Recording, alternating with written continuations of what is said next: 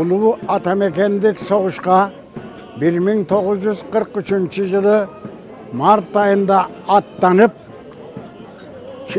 Batıştағы faşistlerмен soğuşup alardı 1945 yılı mana bugünkü 9.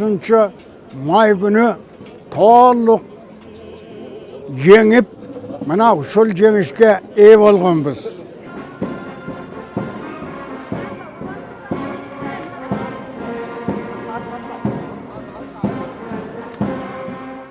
Hazır Kırızelim'de beypildi жақсы жашоо var.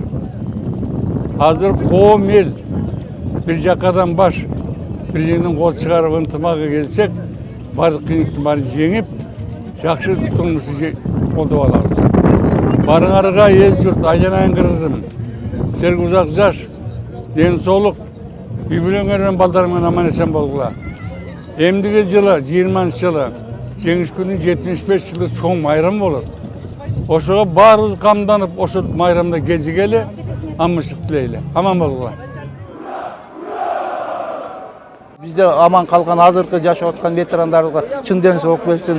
Uş ata babalarımızın артынан mına biz uşunday jarkıragan emede uşunday zamanda yaşap atabız deymi. Uşu ata babalar sebepker boldu da, uşu soğuşa barıp katışıp jеңип kelgeninden biz ушундай жашоого келдик дейм. Ушу ата бабаларыбызга рахмат айтабыз. Аман калган ветерандарга дагы чын денсаулык каалайбыз. Мындан ары согуш болбосун дейбиз дейм.